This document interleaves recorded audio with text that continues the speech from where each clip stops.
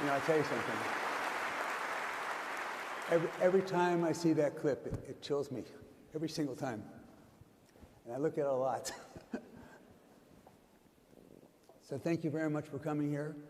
I know it's not convenient, it's not around the corner. I'm really appreciative. Absolutely. Thank you for having me. I was on a red-eye flight, so I'm a little slower than normal. Just I didn't get much sleep. So. You know, that's sort of my first question. Is that, so you're 51? Yeah. No spring. I think I'm safely not a spring chicken anymore. Late summer chicken, perhaps? I'm 79. Yes, but you, I mean, you look great. So you're 51, and you do 16-hour days, and you work 7 hours a week, and you fly all over the place, and you go to these meetings constantly, and people constantly criticize you for everything. It's amazing to me. I mean, you're changing the world, and you're giving yourself. Why do you do this? So my wife says to me, why are you still working? Why are you still working? What are you doing here? Well, I think what I'm working on has an important effect on the future. You know, in the case of Tesla, I think it's fair to say that Tesla has significantly accelerated the advent of sustainable energy. You know, before Tesla, no one was doing electric cars, and now, as a result of Tesla, I think almost every major car company in the world is building electric cars, and I think that's a pretty big deal. But there's still a long way to go to transition the world to a sustainable energy economy, and so we still have a lot of work ahead of us at Tesla, but that's our goal there. And then for SpaceX, I think it's important for the future to be exciting, and for humanity's existence to be ensured over the long term. I think we must become a multi-planet species and a space-faring civilization. You know, I think we're here like 4.5 billion years after Earth got started, 13.8 billion years into the age of the universe, and it's only now, recently, in the last 5,000 years, that we invented writing. I would say date the first civilization by when there was the first writing, which was in ancient Sumeria around 5 or 6,000 years ago. So we've basically just been here for a very brief instant. A blink. All of human civilization is a blink of an eye, if there was an eye, on an evolutionary timescale. So I think it's important we take the actions to ensure that the light of consciousness continues, and because we should really view consciousness as a small candle in a vast darkness, and it could easily go out. So you have these missions, and somehow, whenever you have the mission and you have this vision, and you are a visionary, that somehow, whatever you do, you develop other businesses. So when you started SpaceX, you didn't think about satellites. When you started Tesla, you didn't think about robots. When you don't have enough people, you didn't think about robots. So you didn't think about autonomous driving. And without Elon, there would not be electric cars. Nobody who makes cars wants to make electric cars. They're being forced to make them. In fact, every time they sell an electric car, they sell one fewer car that they make money on. And they have all that money invested in plants that make those other cars. So nobody wants to have these cars except for him. And everybody thought it was going to fail. And one of the things you said is that patents are for the weak. And you share your patents. Yeah. And with other companies, of course, on the other hand, when they get your patents, you're 2 or 3 years ahead of them. Well, I mean, I was joking about patents for the week. I think there is a role for patents. You know, let's say if some company has spent a lot of money developing a particular medicine and had to go through the expense of stage 3 medical trials, and then they finally get something that is approved, but where the drug itself is cheap to manufacture, then I think a patent in that case makes sense. Otherwise, no one would go to the trouble of doing stage 3 medical trials. So there are definitely roles for patents. In the case of Tesla, our goal is to advance sustainable energy, and we can't just do it by ourselves. We need the whole industry to go that way. So we gave them our patents for free in order to help them accelerate electric vehicles. So it must be terrifying to other companies to realize that when we make cars, it's $39,000 in cost of car, and we're making $15,000, $16,000 in profit a car. And so we invest $7 billion, and we make $15 billion a year. I'm sorry, yeah, and 15, right, 15, a million cars, 15,000, 15 a million a year on a $7 million investment. Shocking. So no one else does that. And when and here you're telling us how you want to make cars for $20,000 a piece. How do you do that? Well, we've not formally announced our next car program, so I can't talk too much about our upcoming vehicle program or programs that have not been announced, but we do expect to make cars that are more affordable than the current Model 3 or Model Y. So, and a big factor in this is, yeah.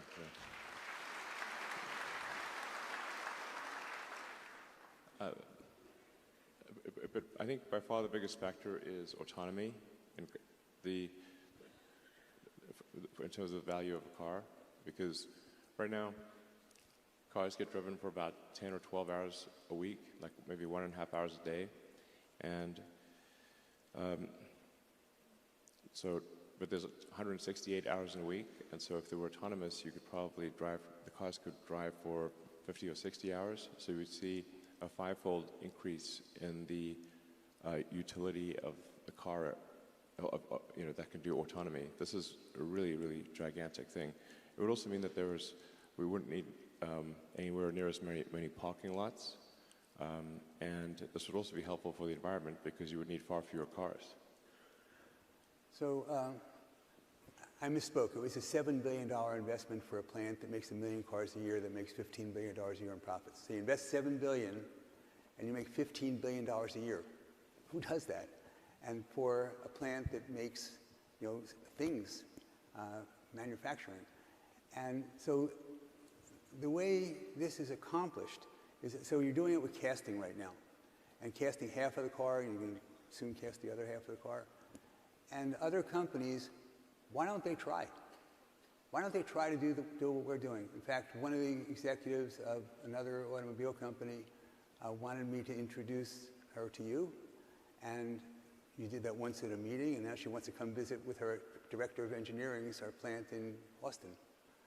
And I presume when I ask you, you're going to say, yeah, bring her on, because you innovate so fast, by the time anyone copies what we're doing, we're on to something else.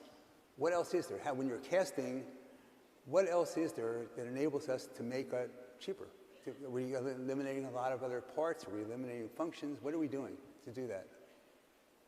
How would we sell a car that's so cheap?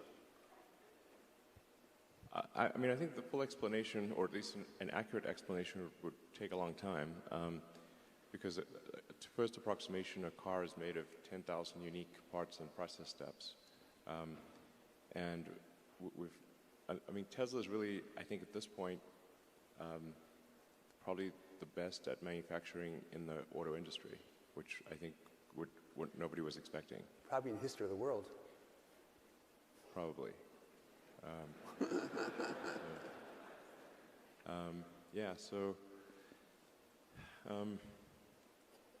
Well, I've got this first principles algorithm that I find to be very helpful in the design and manufacturing of anything, and people here may find it helpful. The first thing you should do is make the requirements that you've been given less dumb. Whatever constraints and requirements were given, they were to some degree dumb, and you want to make them less dumb. If you don't start with this, then you get the right answer to the wrong question. And the requirements must be given from a person who can explain the requirement, not from a department, because then you don't know who to talk to. Then step 2 is delete the part or delete the process step. This sounds extremely obvious, and yet over and over again we have found that parts were not needed. They were just put in there just in case, or by mistake, or there was a step that someone thought was needed but was not actually needed. This sounds insanely obvious, but we've deleted so many parts from the car that did nothing. They were just there? Well, yeah, I mean, I can give you so many examples. One example was there were 3 fiberglass mats on top of the battery pack. They partially covered the battery pack, and I was on the battery pack production line, and it was the number one thing choking battery pack production with gluing on these 3 fiberglass mats to the top of the battery pack. And so this is the reason I repeat this algorithm myself, is that I first did things backwards. First I try to automate it, then I try to accelerate it, just have this go faster. Then I try to simplify it, and only then did I delete it.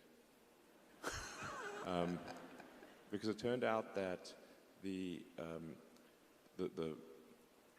team at Tesla that does noise and vibration minimization, so making the car quiet, thought that the fiberglass mats were there because of the battery safety team for battery fire prevention. And then I asked the battery fire prevention team what were they needed for, and they said, oh, noise and vibration. And I'm like, okay. So then we had 2 cars drive, one with a microphone in each car, and you could not tell the difference. So we went to all that trouble for a part that should not exist. And then another example was there was again, this was these were choke points in the entire production system. That's why I'm running around the production line trying to fix the production line, just like a maniac, sort of Tasmanian devil, just running around the factory like a lunatic. Let's see, we had the body production line in Model 3 was at one point stuck because we had a laser welding cell to weld a small cross-car beam in the passenger footwell of the front seats. And I'm looking at this beam, and I'm like, what the heck does that do? Because the entire factory is stopped trying to get this laser weld cell to work. And I'm like, I can't imagine what a useful thing it could do.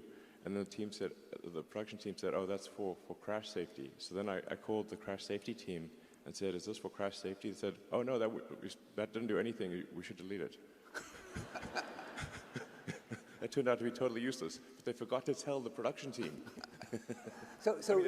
Honestly, a bunch of these things just feel like you're living in a Dilbert cartoon. Like, oh no, any given company, they should have what's your Dilbert ratio? Okay, it's not 0.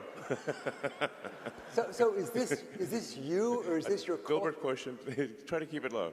So is this you, or is this? So you do all these different things here. No, that's literally me. So do you? Is this not someone else who did this? I was living in the factory in Fremont, and the one in Nevada for 3 years straight. That was my primary residence. Not kidding, literally. Did you keep the couch?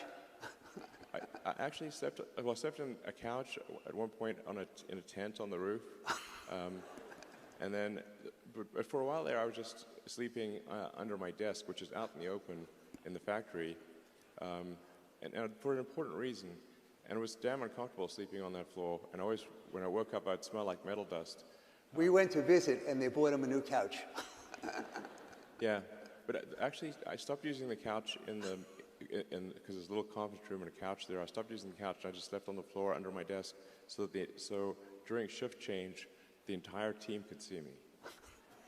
And this is important because, the team,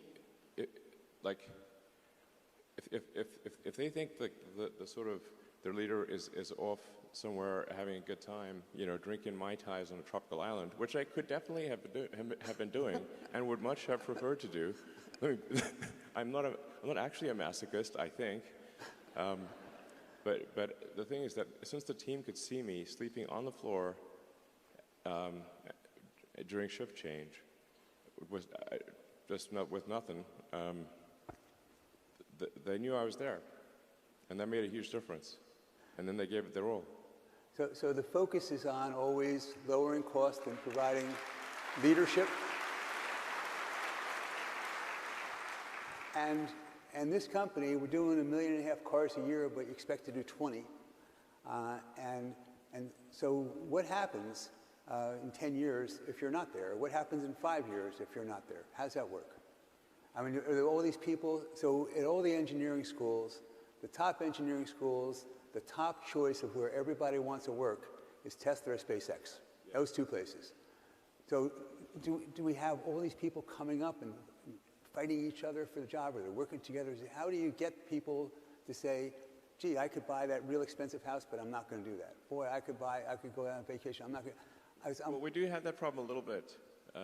So, as a company has prosperity, and then people become wealthy, then for a lot of people, that once they become sort of independently wealthy, they just can't bring themselves to work, or they don't want to work, and that's totally understandable and no judgment. And so, I mean, I have a lot of friends who are extremely talented, and they had some success earlier in life, and they just decided that was enough trauma.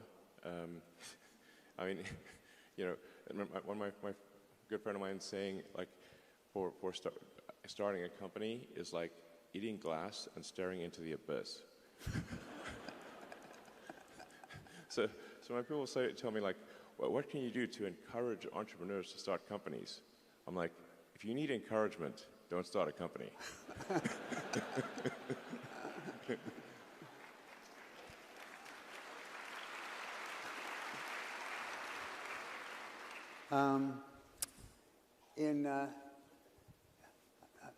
In SpaceX, and so we have competitors, sort of, I guess. So SLS, and I read about. That's not it's just Boeing, Northrop, and Lockheed. And with those guys, when they build the launching pad, it took them like 10 years and billions of dollars. And we had to build a launching pad, and it cost a few $100 million, and did it in 6 months. And then I was interested in how that was done. And the woman I'm talking to says that, Ron, did you see the plumbing when you went there? I said, why should it cost hundreds of millions of dollars? It looks like it's a landing field. And I said, would you see what's underneath? Did you see the plumbing? I said, no, they didn't show that to me. And she said, well, you should be aware that there's all these pipes that take away the heat, and then they all deliver fuel to the rocket, and it has to be there in the exact right amount at the exact right time, and if it's not, that doesn't happen, it blows up. And so I said, well, how does Elon know this? And because you hire these great people, and then you ask them all these questions, and then somehow you remember everything they tell you. Is that true? Well, my memory for technical matters is very good. And but I think probably a lot of people don't realize, like, what I do 80% of the time is engineering. So it's actually quite rare for me to give a talk. And my day-to-day work at SpaceX and Tesla is almost entirely engineering and design. So and also production. Production is key, but although I consider that to be part of engineering. So, but Starship is something special. The thing that is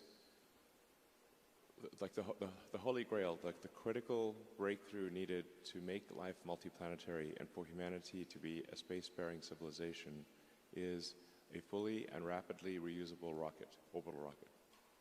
And so we've gone most of the way there with Falcon 9. You may have seen the rocket booster come back and land. And we also recover the nose cone or fairing, but we do not recover the upper stage. So we've gone to the point where we're about, 70 to 80% reusable with Falcon 9. With Starship, we're going for 100% reusable. It's difficult to say how profound a change this will be, but a fully and rapidly reusable orbital rocket has the potential to drop the cost of access to space by a factor of 1,000. Factor of 1,000. 1,000.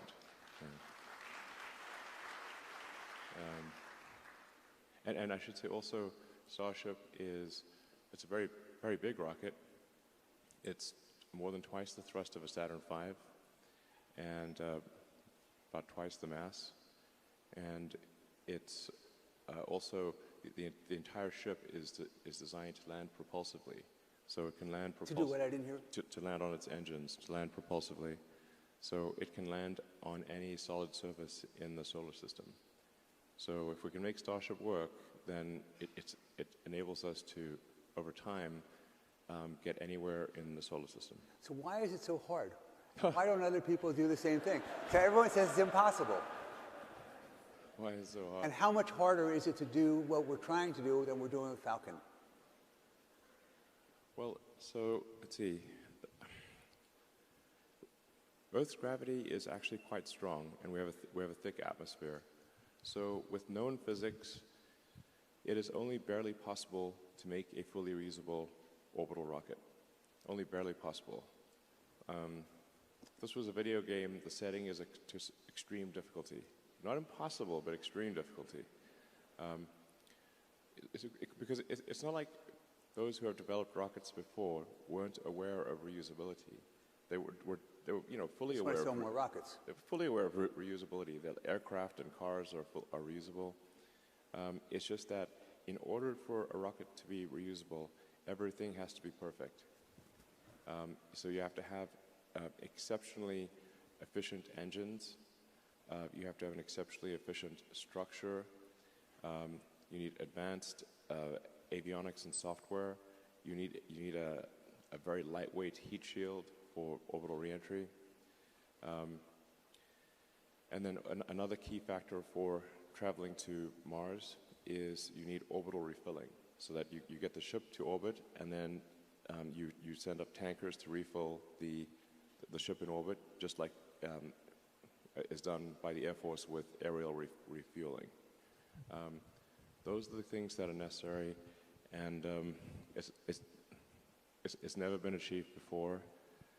There have been many attempts to achieve it, and they've all been basically, they all failed, and they usually cancel the program partway through once they thought it was no longer possible.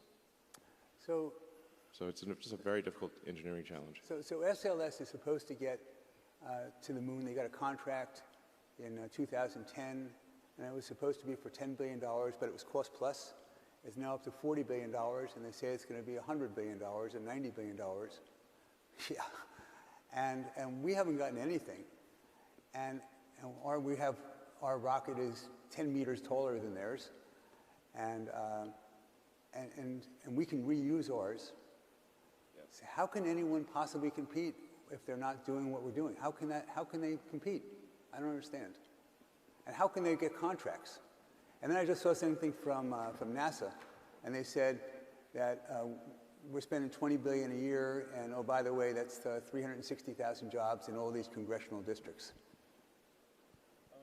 Well, I think I have to be careful of what I say here. I have enough enemies. I would like to have. I think. Yes, I would like to have a smaller number of companies that want me to die. That would be great.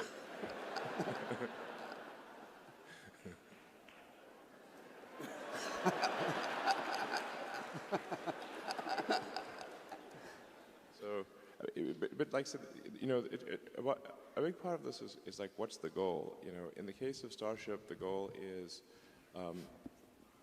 to lower the cost of access to orbit and ultimately to Mars and the Moon and elsewhere, to the point where humanity can actually afford to become a multi-planet species, to the point where we can afford to have a permanent base on the Moon and ultimately far exceed the high watermark of Apollo, which was incredible and I think inspiring to all of humanity, everyone. If you were to ask people, I think almost in any country, not Americans, anyone, what was humanity's greatest achievement in the 20th century? Maybe ever. Space. Go to the Moon. And that's why they say moonshot as a metaphor, because that was incredible. You know, still amazing that was achieved. In fact, a lot of people ask me, was it real? I'm like, yeah, it was real. Well, it's probably on Twitter. That's where they ask that. Yeah. I mean, that was just an incredible achievement, and I think it's just one of those things that, you know, going to the Moon makes you proud to be a member of humanity. You know, it's like for all mankind. You know, it was for all mankind. So it's amazing achievements, and now we have this Webb telescope. They can, you know, I guess the Big Bang was 14 billion years ago, and first light is 13.5 billion years ago, and our planet's 4.5 billion. So what do we get out of this? What is the, you know? So obviously Starlink, a really big deal, yeah. $1 trillion opportunity, maybe more.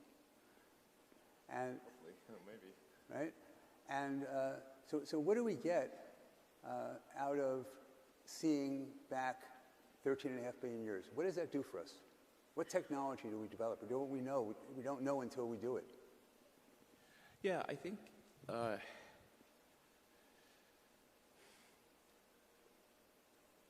yeah.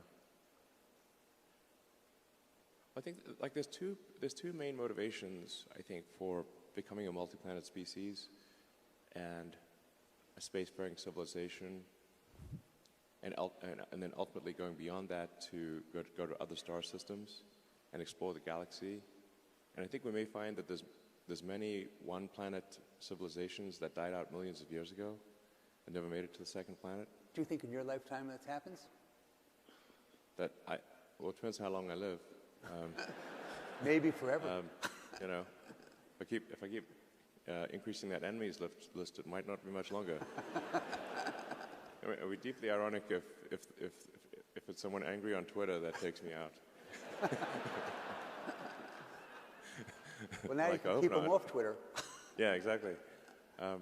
So anyway, I think there's two reasons for life to become multiplanetary, life as we know it to become multiplanetary. I think one is the defensive reason, where I think we want the light of consciousness to not be extinguished if something were to happen to Earth. And you know, in the case of the dinosaurs, they only had to worry about, like, you know, meteors and supervolcanoes and other things. But for us humans, we actually have the power to destroy ourselves with nuclear weapons, or some sort of, you know, crazy bioterrorism thing. So, you know, so there's some danger that is not zero that could cause the end of life on Earth as we know it. So that's kind of the defensive reason to ensure that life is not just, and consciousness is not only on Earth. That's the defensive reason to protect the future of consciousness. Then the other big reason, I think, is that it's exciting, and it's adventurous, and it's inspiring, and makes it makes you think positively about the future, you know. And life can't just be about solving one problem or another. There need to be reasons to be inspired, you know, reasons that move your heart and say, yes, the future is going to be great. And when you get out, you know, when you wake up in the morning, I can't wait to see what happens next. And I think that's, you know, humanity going to Mars, even if you don't yourself want to go to Mars, and most people don't, just watch it. It's a tough gig, frankly. This would not be a luxury expedition, but you'd be able to watch it happen, and I think it would just be incredibly inspiring to the world in the same way that the Apollo program was inspiring to the world. And like I said, there's got to be, life can't just be about solving one problem or another. We need things that make us excited and inspired about the future, and that would be one of them.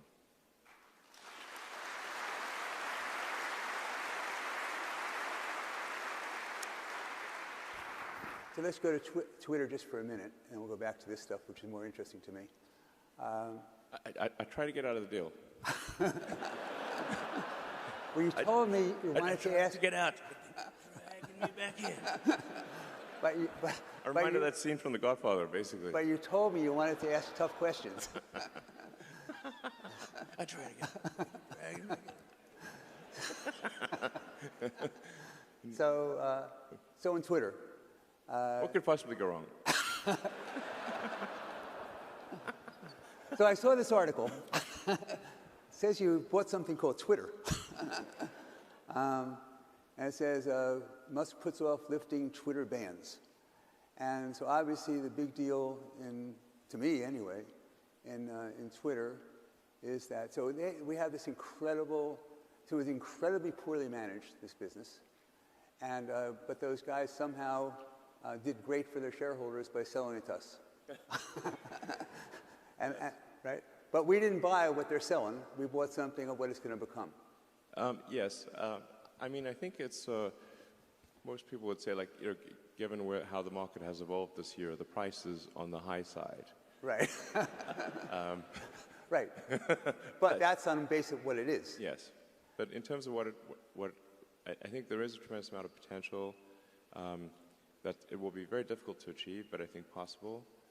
And I think ultimately it could be one of the most valuable companies in the world.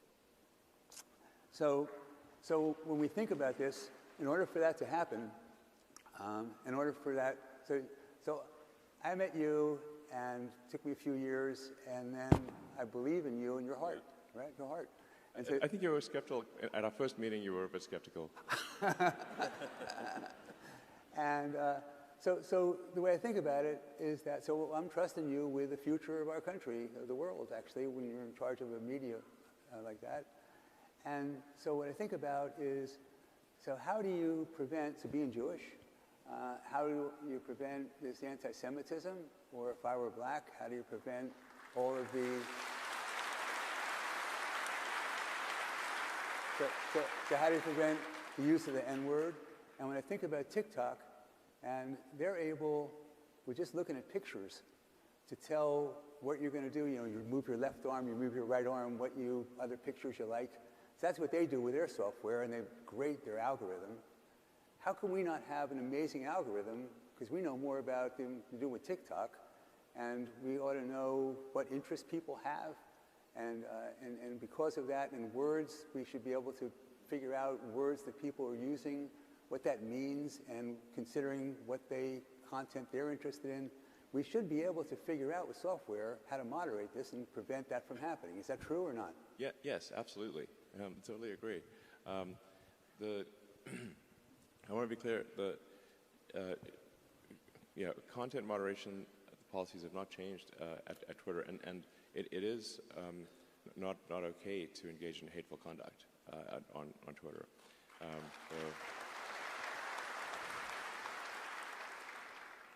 So we have had, like, actually oddly, like, targeted attacks where temporarily people have been able to put some hate speech on Twitter, but then it's been taken down immediately. So now,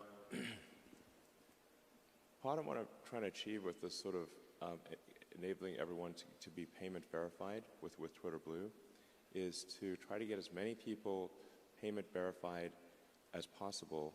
It's only $8 a month, although for some people that were complaining about that, and these are people who pay more than that for their latte. I'm going to be one of your Twitter Blue customers. Thank you.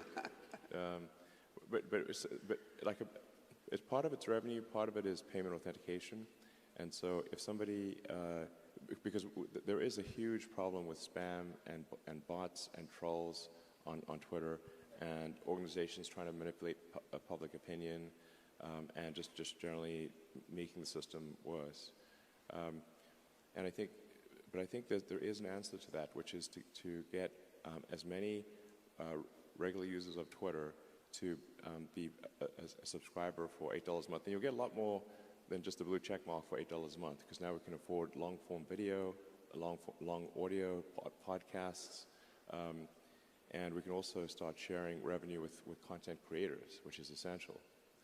Give them a chance to make money. Yeah, absolutely. Just so, I mean, right now, if you're on Twitter, you'll see a lot of links posted to YouTube and TikTok, and that's because, at least until now, Twitter has not even given them enough video length to post their video, and then they give the content creators no means of monetizing the video. So we're going to change that rapidly at Twitter. It's going to be transformative. But if we can get enough verified users, and we're going to prioritize Twitter search, replies, mentions by verified users first, and yeah, this is very. And that's what calls amplified. Yes. So if you're payment verified with a blue checkmark, then you're prioritized, and so this is the point of this is to make crime not to pay, because right now to create a bot on Twitter costs less than a penny.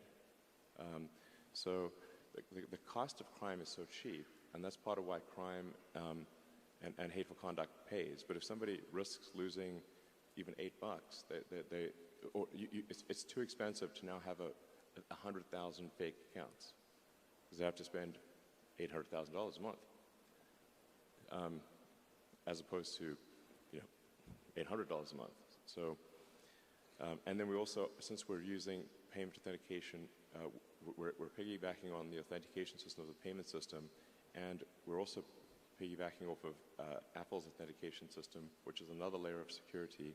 So the net effect will be, over time, that the verified users will pretty much always be at the top of comments and search, and you won't really see, you'll have to scroll far to see the unverified users, which will be the bots and trolls and whatnot. And this is sort of analogous to Google search.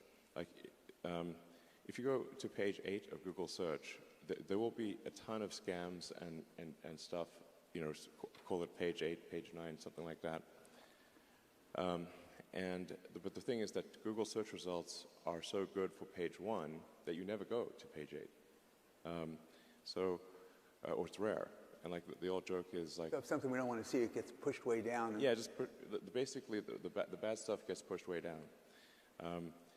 And then crime stops paying, and then they stop trying to do all these things. And we can recruit them as engineers to program for us, the crime guys. Yeah. So, I mean, the joke is like, what's the best place to hide a dead body would be the second page of Google search results. Nobody ever goes there. So today we fired half of Twitter, and that should save us, what, $4 billion a year? No, it's not going to save $4 billion a year. I wish, but I mean, to be frank, Twitter was having pretty serious revenue challenges and cost challenges before the acquisition talks started, and any company that is dependent on advertising has had a hard time. So if you look at, say, Snap or Google, Facebook, whatnot, they've all had a difficult time with advertising revenue dropping, and Twitter is more currently more vulnerable than they are to advertising, because most of Twitter's advertising is large brand advertising as opposed to direct response. So it's kind of like a much more of a discretionary ad spend than it is for, if you can do direct response for a specific product. And then we also recently have had a lot of difficulty with activist groups pressuring major advertisers to stop spending money on Twitter. This is despite us doing everything possible to appease them and to make it clear that moderation rules and hateful conduct rules have not changed, and we're continuing to enforce them. A number of major advertisers have stopped spending on Twitter. This doesn't seem right because we've made no change in our operations at all, and but nonetheless, the activist groups have been successful in causing a massive drop in Twitter advertising revenue, and we've done our absolute best to appease them, and nothing is working. So this is a major concern, and I think this is, frankly, an attack on the First Amendment. Like, if activist groups can pressure advertisers upon which Twitter is fundamentally dependent to, suppress free speech, then that doesn't seem right.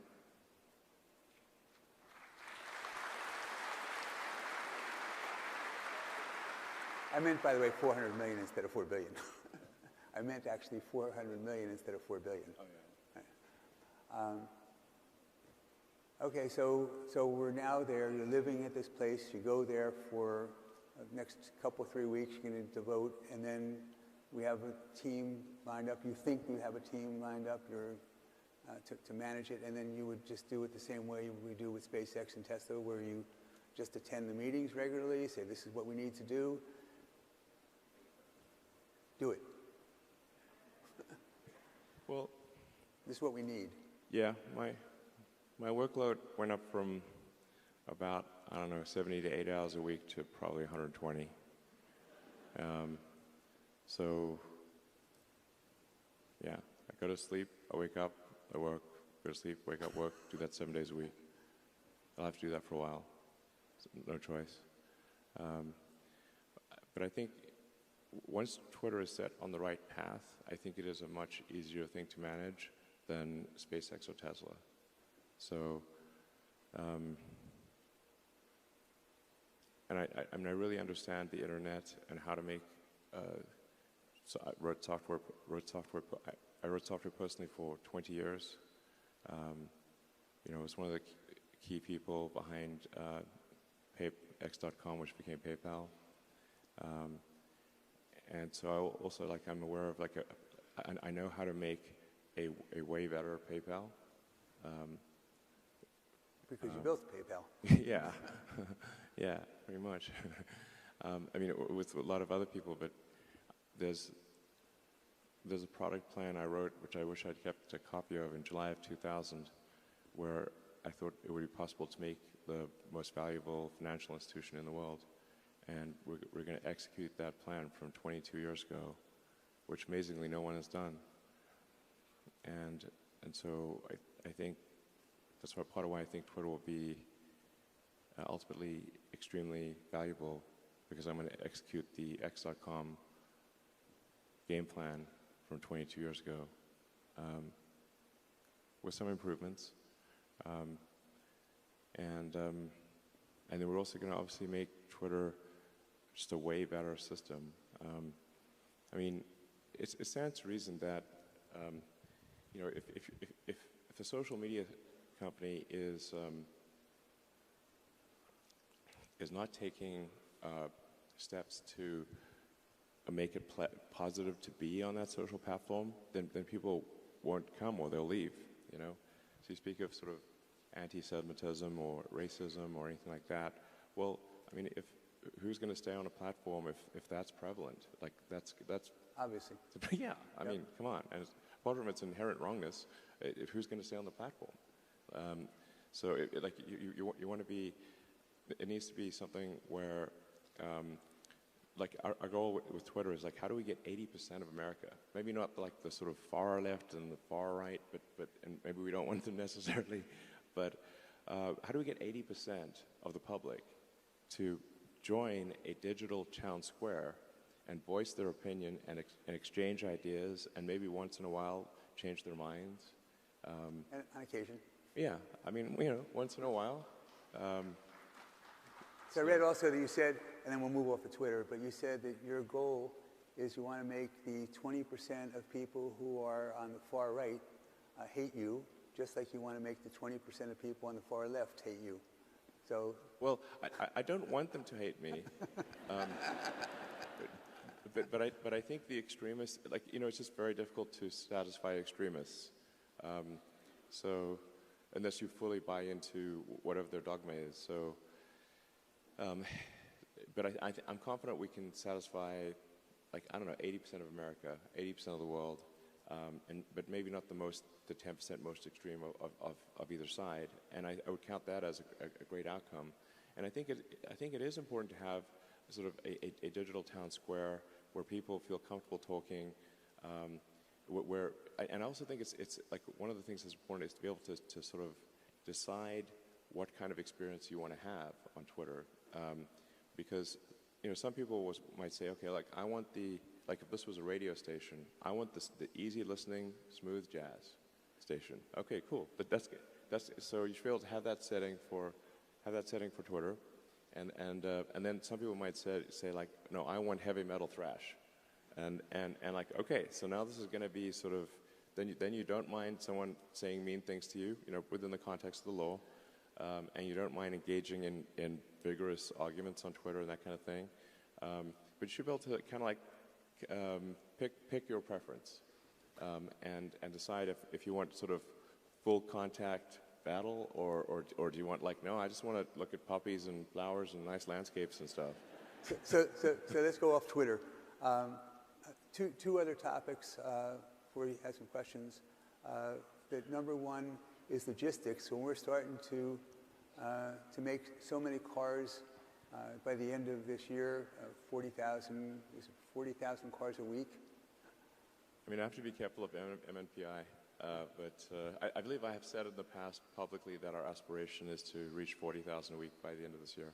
So if we're doing that, then that means that we're producing a car every 15 seconds. Yeah.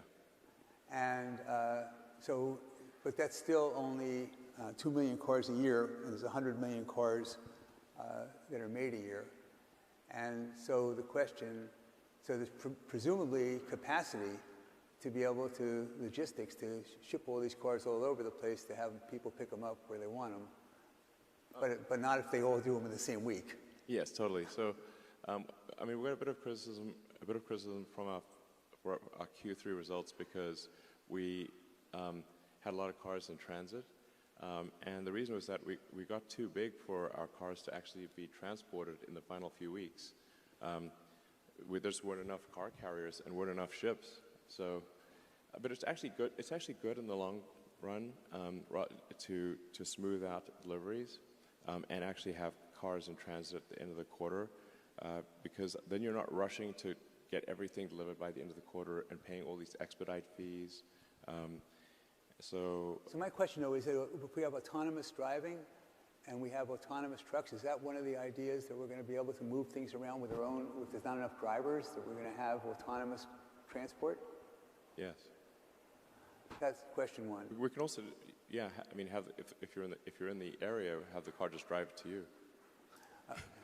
Right. That's one. And then the other one is about materials. And when all of a sudden, so we have somehow navigated supply chain problems from other people.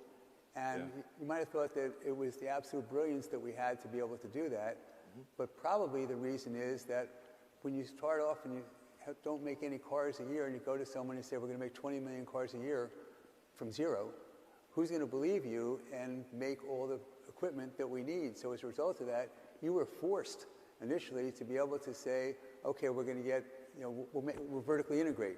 We can't rely on you. We'll do vertical integration. And yeah, cut it. Materials. I can talk longer if you'd like. Don't shoot the messenger. Talk a little bit longer. Materials. So we have geology. Anyone wants to show us a mine, we got people in mines who are knowledgeable, and if they come to us and say, we can produce this much lithium, this much copper, this much, oh, yeah. we are able to assess that and give contracts to be able to say contractual agreements. Okay, and they'll rely on our agreement. Other people, they won't. Is that fair? And Glencore, the yeah, well, the scaling constraints change as time goes by. In the beginning, we were just very vertically integrated because suppliers didn't take us seriously. Like we could get hardly any of the best suppliers wouldn't talk to us because a car startup has not been successful in the United States since Chrysler in the 20s, I believe they started. So it's been a century since a car company was successful in the U.S. that was not a foreign car company coming in that was already successful in their home market. So, but for an American car startup, it was Tesla's first success in 100 years. So you can imagine if you're an auto supplier, that doesn't sound like a smart financial decision. Exactly. So then we had to just build a lot of the stuff ourselves, be vertically integrated, or we couldn't create the car. And then that ended up being an asset because now we understood so much about the entire supply chain and what it took to build a car. So we were able to design a more integrated vehicle that actually needed far fewer parts and costs less and weighs less and has higher performance. But it is looking increasingly like for some of the critical elements of batteries that Tesla will need to get into the mining business, mining and refining. That's why Glencore was announced. That's why we're talking to Glencore. We were. No, and we've never contemplated investing in Glencore. I'm talking about Tesla doing it Ourselves. Yes. Do you have some time for some questions from the audience? Just give me a couple. Turn on the lights. They said no Q&A. Two questions. They said no Q&A. Who's they? The powers that be. I'll do it anyway. I mean, is it from me or you? I don't know. Questions? So by the way, if you leave before we give away the door prizes, which are 2 Teslas, you're not eligible to get the Teslas. But go ahead. I gave an extra one once, I guess last time, but we're not going to do that again. You got to be in your seat in order to get the Teslas. I'm paying for it, not Elon. Questions?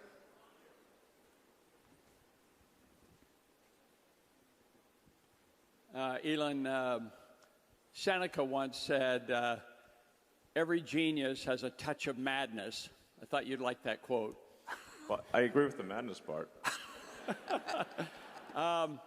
So even with Tesla as a publicly traded company, I think it's down 40% or something from its high, is selling at 70 times earnings. Meanwhile, Mercedes-Benz, which now produces EVs, is selling for 6 times earnings and yielding 5%. Why should I invest in Tesla rather than Mercedes-Benz?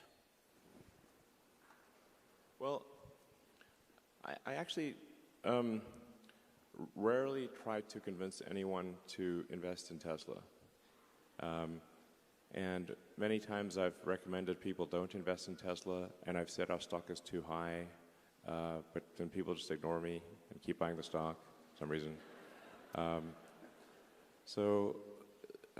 if I think at a very high level, I'd say that autonomy is an insanely fundamental breakthrough, and no one is even close to Tesla for solving generalized autonomy or generalized self-driving vehicles. No one's even close. With self-driving, as I was talking about earlier, the car becomes, quote, roughly 5 times more useful, but it costs the same to build. Now, can you imagine what would happen if a company was we're doing like 25 to 30% gross margins, but suddenly that same thing was 5 times more valuable? What would that do to the value of Tesla and the value of that car? It boggles the mind, actually. So, if you think of net present value of future cash flows, if you actually do the math on that, it's insane. Then there's also the Optimus program, which is our humanoid robot, where we'll leverage our manufacturing expertise and the intelligence we've developed for self-driving to have a useful humanoid robot. Now, the economy is fundamentally GDP per capita times capita. If you no longer have a constraint on capita because of a useful humanoid robot, it is not clear that there is any limit to the size of the economy.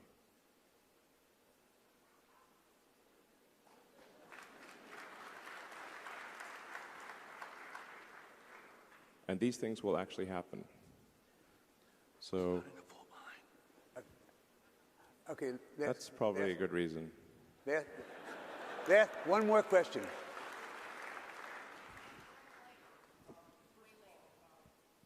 Okay, bring out your side. Okay, this is the last question. Maybe. Oh no. Do they want to come on the stage? Go ahead.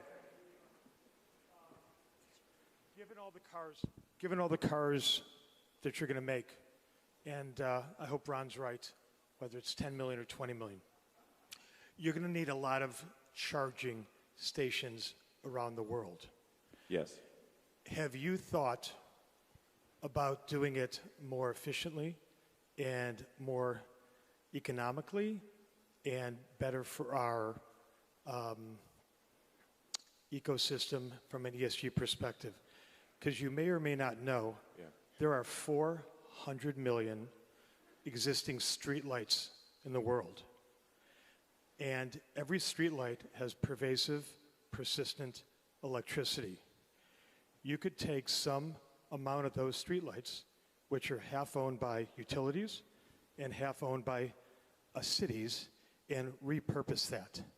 And that would probably be the most cost-efficient way to roll out millions of charging stations all over the world. Well, thanks. I think they actually are using that idea in London and some other cities. But I think the long-term goal for our supercharger stations is that they all have solar, like Tesla solar and batteries at them, so that they are, as many as possible, are self-sustaining. That the supercharger stations generate the energy during the day, and then also have a localized battery pack so that people can charge at night, so that the Tesla supercharging stations would continue to function even in a zombie apocalypse.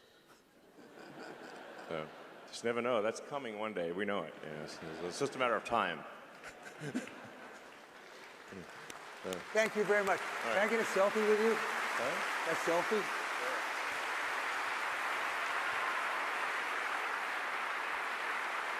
I'll post it on Twitter.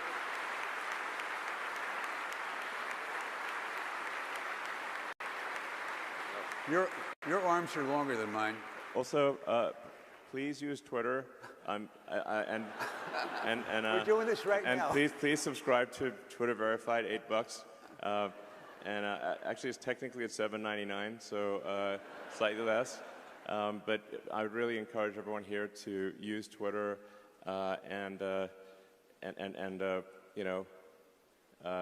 please do that.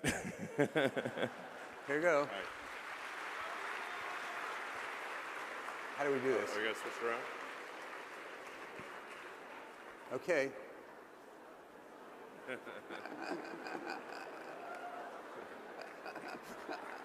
All right, thank you, everyone. Thank you very much, Elon. It was great. I really appreciate it. Are you staying around for Bruno? I actually have to go to a deposition.